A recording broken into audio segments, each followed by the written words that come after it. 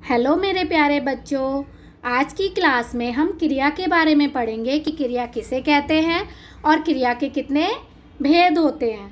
ठीक है, चलिए स्टार्ट करते हैं। सबसे पहले आप देख रहे होंगे यहाँ पे एक बाग है, दिख रहा है ना आपको। और बाग में क्या है, एक बंदर है और एक व्यक्ति लेटा हुआ है, आदमी लेटा हुआ है। और उसके बारे में यहाँ पे कुछ वाक्य लिखे हुए हैं। चलिए अब हम इन वाक्यों को पढ़ते हैं। बाग में सेब का एक बड़ा पेड़ लगा हुआ है। तोते सेब खा रहे हैं, किंतु एक बंदर सेब तोड़कर नीचे फेंक रहा है।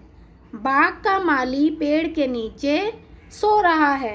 अब आप देख रहे हैं जिन लाइनों को मैंने अंडरलाइन किया है, ये सब क्या है, कार्य हो रहे हैं। ये सब कार्य हो रहे हैं, बाग में ये सब कार्य हो रहे हैं। बंदर क्या कर रहा है, तोड़ रहा है और फेंक रहा है। बंदर का कार्य क्या हो रहा है यहाँ पे कि वह तोड़ रहा है और फेंक रहा है। इसी तरह से माली क्या कर रहा है, सो रहा है। और तोता क्या कर रहा है, तोता क्या कर रहा है, खा रहा है। तो सब अपना अपना कार्य कर रहे हैं ना। तो यहाँ पे क्या हो रहा है, कार्य के होने का बोध हो रहा है। तो कार्य के होने का या करने का बोध जहाँ होता है, जो होता है वो क्या कहलाता है, क्रिया कहलाता है। वो सभी क्या होती है, क्रिया होती है। ठीक है, जिस शब्द से किसी कार्य या कार्य के करने या होने का बोध होता है उसे क्रिया कहते हैं। मतलब कि खाना, तोड़ना, फेंकना, ये सब क्या है, क्रिया है। क्या है, ये सब क्रिया है। मतलब जो भी कोई काम होता है, कार्य होता है, वो क्या कहलाती है, क्रिया कहलाती है। ठीक है, अब उसके बाद हम पढ़ेंगे धातु के बारे में। क्रिया तो आप समझ गए ना कि कार्य के होने का जो बोध होता है, मतलब जो कार्य हो रहा होता है वही क्रिया होती है। वही क्या होती है, क्रिया होती है। ठीक है, जैसे बंदर तोड़ रहा है तो तोड़ना क्या है, क्रिया है। फेंक रहा है, फेंकना क्या है, क्रिया है। ओके, अब हम पढ़ेंगे धातु के बारे में। धातु किसे कहते हैं, क्रिया के मूल बोलते हैं, धातु बोलते हैं।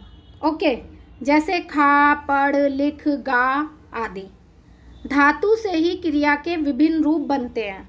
धातु से ही क्या बनते हैं, क्रिया रूप बनते हैं। जैसे खा से कौन कौन से क्रिया रूप बनेंगे, खाना, खाता, खाया, खाएगा, खाएंगे, खाएगी आदि। इन सभी को यूज़ किया जाता है वाक्य के अकॉर्डिंग। जिस तरह का वाक्य होता है, जैसे लड़की होती है तो खाएगी आएगा, लड़का होता है तो खाएगा आएगा। तो वाक्य के अकॉर्डिंग इन सभी का यूज़ किया जाता है। ओके, अब दूसरा धातु रूप क्या है, पढ़। पढ़ का क्या है, पढ़ना, पढ़ता, पढ़ा, पढ़ेगा, पढ़ेंगे, पढ़ेगी आदि। लिख का क्या है, लिखना, लिखता, लिखा, लिखेगा, लिखेगे, लिखेगी आदि। ऐसी गा का क्या है, गाना, गाता, गाया, गाएगा, गाएगी आदि। ओके, तो इन सभी के बिना क्या है, वाक्य नहीं बन सकता है। ठीक है, वाक्य में आते हैं ना ये सभी। उसके बाद हम पढ़ेंगे क्रिया के भेद। ठीक है, धातु रूप तो हमने पढ़ लिए। अब हम पढ़ेंगे क्रिया के भेद। क्रिया के दो भेद होते हैं, कौन कौन से, सकर्मक क्रिया और अकर्मक क्रिया। सबसे पहले हम पढ़ेंगे सकर्मक क्रिया के बारे में। ओके बच्चों, सकर्मक क्रिया कौन सी होती है, सकर्मक क्रिया का अर्थ है कर्म के साथ, मतलब जिसमें कर्म होता है। जिस क्रिया को अपना अर्थ पूरा करने के लिए कर्म की आवश्यकता पड़ती है उसे सकर्मक कहते हैं। ठीक है बच्चों, सकर्मक आप समझ गए, मतलब जिसमें कर्म होती है, कर्म आता है, वो क्या कहलाता है, सकर्मक क्रिया कहलाती है। जैसे नेहा पत्र लिखती है, तो यहाँ पे कर्म क्या है, नेहा क्या लिखती है, पत्र लिखती है ना। तो पत्र क्या है, कर्म। और इसमें एक चीज़ और होती है, सकर्मक कौन से होते हैं, जिसमें क्या, किसने और कहाँ, इसका हमें आंसर मिल जाए तो वो भी क्या है, सकर्मक क्रिया है। जिस तरह से वंश पुस्तक पढ़ रहा है, तो वंश क्या पढ़ रहा है, पुस्तक पढ़ रहा है। और पुस्तक क्या है, हमारा कर्म।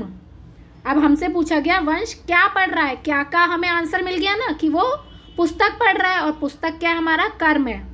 तो ये क्या है, सकर्मक क्रिया, मतलब जिसमें कर्म आए और जिसमें हमें अपने क्वेश्चन का आंसर मिल जाए, वो क्या होती है, सकर्मक क्रिया होती है। ओके बच्चों, अब सकर्मक क्रिया के भी भेद होते हैं। सकर्मक क्रिया के कितने भेद होते हैं, दो भेद होते हैं। कौन कौन से, एक कर्मक और द्विकर्मक।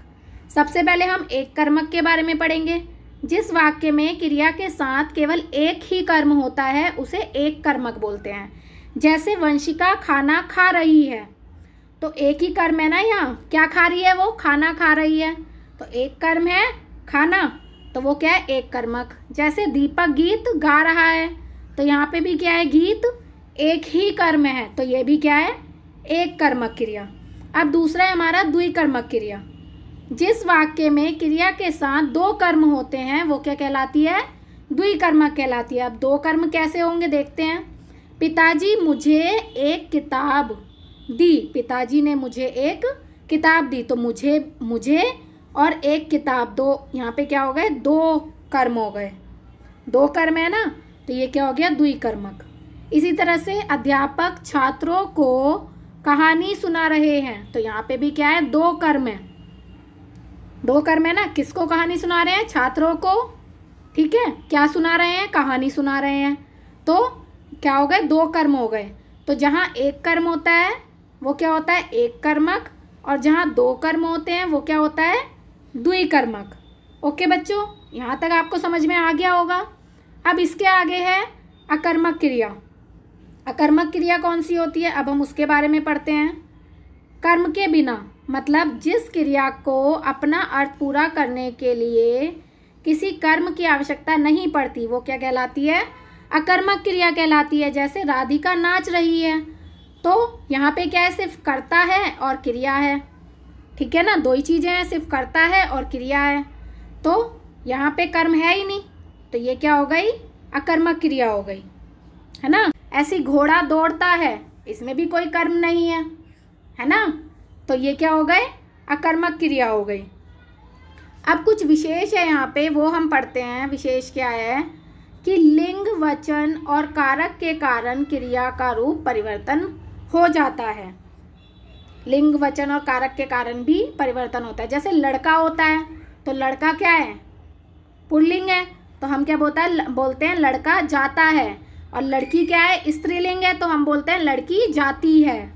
अब वचन भी होता है, वचन भी बदलते हैं। जैसे लड़का कूदता है, एक होगा तो कूदता हो जाएगा, और बहुत सारे होंगे तो क्या बोलेंगे, लड़के कूदते हैं, ठीक है। इसी तरह से कारक के कारण परिवर्तन होता है। जैसे लड़के ने चाय पी, और लड़के के द्वारा चाय पी गई, ठीक है। यहाँ पे क्या हो रहा है, कारक के कारण परिवर्तन हो रहे हैं। तो मतलब लिंग, वचन और कारक के कारण क्रिया के रूप में परिवर्तन आ जाता है। ओके, अब हम पढ़ेंगे क्रिया की पहचान किस तरह से होती है, ठीक है। क्रिया की पहचान, यह जानने के लिए कि क्रिया अकर्मक है या सकर्मक, क्रिया से पहले क्या कहा और किसने लगाकर प्रश्न किया जाता है। मैंने आपसे बोला था ना कि सकर्मक में अगर हमें क्या कहा और किसने लगाया जाए, कि यह काम किसने किया, जैसे था पत्र लिखता है, तो क्या लिखता है, पत्र, तो क्या का हमें आंसर मिल गया, तो वो हमें पता चल गया कि सकर्मक क्रिया है। इसी तरह से यहाँ पे दिया हुआ है कि क्रिया की पहचान किस तरह से की जाती है। अगर हमें ये लगा के उत्तर प्राप्त हो जाता है तो हमें पता चल जाता है कि सकर्मक है, और अगर उत्तर प्राप्त नहीं होता है तो वो क्या होती है, अकर्मक होता है, ठीक है। जैसे देखिए, नेहा पत्र लिखती है, तो यहाँ पे क्या आ गया, नेहा पत्र लिखती है, तो हमें पता चल रहा है कि वह क्या कर रही है, क्या लिख रही है, पत्र लिख रही है, तो इसलिए ये सकर्मक है। अब है राधिका नाच रही है, तो इसमें हमें पता नहीं चल रहा ना कि राधिका कहाँ नाच रही है, तो हमें पता नहीं चल रहा, तो ये क्या है, अकर्मक है। ओके बच्चों, तो आपको सकर्मक और अकर्मक समझ में आ गया होगा। सकर्मक क्या होता है, जिसमें कर्म होता है, और अकर्मक क्या होता है, जिसमें कर्म नहीं होता है। ओके, आज की क्लास आपकी यहीं ख़त्म होती है। मुझे आशा है कि क्रिया के बारे में आप अच्छे से समझ गए होंगे कि क्रिया क्या होता है। Okay, thank you.